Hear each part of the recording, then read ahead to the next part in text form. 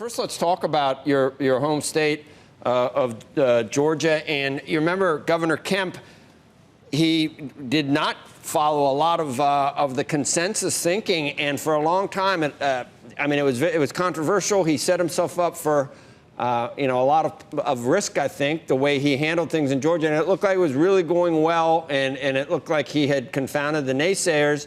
Is it still like that, or are you starting to see things in Georgia that are troubling in terms of the virus taking hold at this point? Good morning, guys.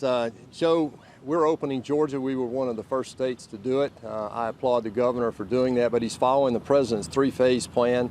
We've had an uptick in infections, but it's skewing much, much younger. So I think we're on track. Look, we shut the economy down. We've talked about this before. That's never been done before, and we've talked about that reopening it will be rocky for a few months. The number one challenge we have now in Georgia is we're trying to plan for reopening of schools, and so that puts more pressure on PPE and may put more pressure on the hospitals, but we've got to protect our kids. And more importantly, now that we know who the most vulnerable are, we've got to protect their parents and their grandparents, Joe.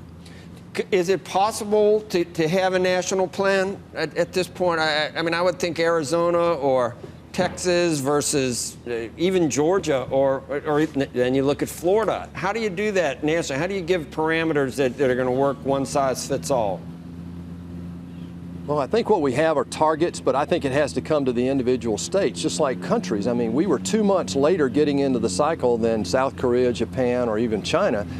We have states like New York, New Jersey that have much higher death rates per 100,000 than we do in Georgia. Went into the cycle earlier, should be coming out of the cycle a little bit earlier as well. So states like Texas that went in late are going to have a little bit longer to go because they didn't get into the cycle. The cycle is pretty predictable right now, guys, if you look at it. And that's what's happening. Georgia right now, by reopening the economy, is following the model of our essential workers and also the military. I mean, we've had those people have been working all throughout. Our military has been totally functional, and their infection rates have been very managed because they were disciplined and they followed the protocol. And that's what I'm calling for now. I think if we continue to follow the protocol, open judiciously, follow the guidelines, we can continue to reopen the economy. And I suspect that you're going to see some movement in Washington next week on this next phase of relief so that we continue to get optimism, rebuilding, we continue to build jobs. I mean, 7 million new jobs in 6 weeks in May and June is remarkable. It surprised everybody. So I think we're on track in Georgia. Other states may be a little later getting into it. I think some states are already well into it. Andrew. Senator, I'm baffled. And I hate to say it, I'm baffled by the contention that Georgia has followed the plan.